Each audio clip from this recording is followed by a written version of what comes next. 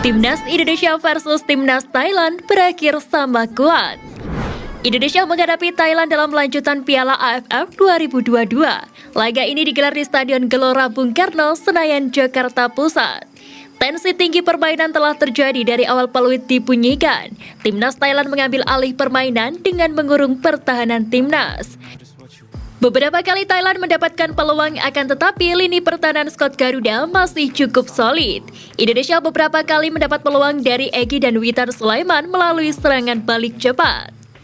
Khusus Witan yang mendapat peluang emas tidak dapat memaksimalkan peluang yang ada. Witan mendapat bola akibat kiper Thailand melakukan blunder. Witan yang menggiring bola tak dapat menceploskan bola ke gawang yang sudah kosong. Tentu ini menjadi catatan pelatih Sintayong karena di dua laga terakhir skuad Garuda mempunyai masalah finishing yang buruk. Babak pertama berakhir tanpa gol. Pertandingan yang alot memaksa kedua kesebelasan memasuki ruang ganti dengan tangan hampa. Babak kedua dimulai, permainan Indonesia dapat dikatakan lebih baik. Di awal-awal skuad Garuda berhasil menguasai jalannya pertandingan, begitu juga dengan Thailand. Pada menit ke-50, timnas membangun serangan melalui sisi kanan. Tusukan Asnawi ke kotak penalti lawan menghasilkan pelanggaran. Tembakan kaki kiri Asnawi mengenai tangan Teraton Bunmatan, wasit pun menunjuk titik putih. Penalti yang dieksekusi oleh Mark Klok berhasil membuat skuad Garuda unggul.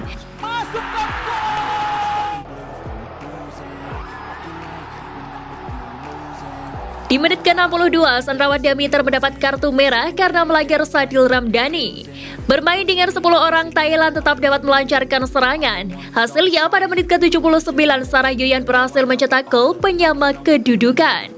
Ini merupakan pertandingan ketiga timnas Indonesia di Piala AFF 2022 dengan skuad yang berbeda secara beruntun. Artinya Sintayong selalu merotasi pemainnya di setiap pertandingan. Sampai babak kedua berakhir tak ada gol yang tercipta. Timnas Indonesia dan Thailand terpaksa berbagi poin. Dengan hasil imbang ini, rekor timnas Thailand masih terjaga. Sintayong belum bisa mengalahkan Thailand sejak dirinya melatih skuad Garuda. Juku Eja resmi bermarkas di Stadion GBH pada putaran kedua Liga 1. Kabar terbaru, markas PSM Makassar di Stadion Gelora B.J. Habibie Parepare didatangi tim dari Mabes Polri. Tim yang datang ke markas Juku Eja di Stadion Gelora B.J. Habibie Parepare merupakan tim risk assessment pengaman Stadion Mabes Polri. Lantas bagaimana nasib markas PSM Makassar di Stadion Gelora B.J. Habibie Parepare pasca kedatangan tim pengaman stadion? Stadion Gelora B.J. Habibie Parepare sempat jadi markas PSM Makassar sebelum BRI Liga 1 dihentikan karena tragedi maut di Stadion Kanjuruhan Malang. Pasalnya, pasca tragedi maut di Stadion Kanjuruhan Malang, semua kandang peserta Liga 1 diaudit, termasuk pula markas PSM Makassar di Stadion Gelora B.J. Habibie Parepare. Terkait hal itu, Kadispora Park Kota Parepare Amarun Agung Hamka mengatakan Stadion Gelora B.J. Habibie mendapat poin penilaian 74 dengan hasil baik. Sehingga dengan poin tersebut, PSM Makassar memastikan diri akan bermain di Stadion GBH Parepare di putaran kedua Liga 1. Meski begitu, masih ada catatan kecil yang masih dirahasiakan. Oleh karenanya, kedatangan tim asesmen bertujuan untuk memberikan saran dan arahan agar pertandingan dapat berlangsung aman dan nyaman. Ingin bertahan di PSM, Kenzo Nambu tunggu keputusan Bernardo Tavares. Kontrak Kenzo Nambu bersama PSM Makassar akan berakhir hingga akhir musim Liga 1 2022. Kabarnya Kenzo ingin bertahan di PSM, namun keputusan itu tergantung dari pelatih Bernardo Tavares. Diketahui kontribusi Kenzo Nambu bersama PSM pun cukup baik. Terbukti pemain asal Jepang itu menjadi top skor PSM bersama Everton Nascimento dengan mengemas 5 gol. Kenzo bahkan menjadi salah satu pembelian pemain asing dari Asia terbaik PSM sejak kompetisi sepak bola Indonesia bernama Liga 1 sejak 2017 silam. Pada Liga 1 musim lalu, PSM merekrut 2 pemain Asia yang minim kontribusi, yakni Pektur Talgat Ulu yang berposisi sebagai gelandang dan Gogol Mabratu sebagai striker.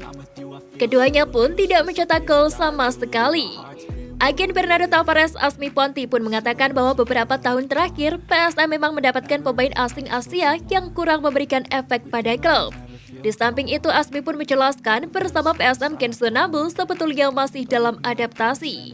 Terlebih ia bermain bukan di posisi idealnya dan sempat cedera di saat memasuki pramusim. Kendati begitu, bagaimana nasib Gerson Abu ke depannya, semua ada di tangan sang pelatih, Bernardo Tavares.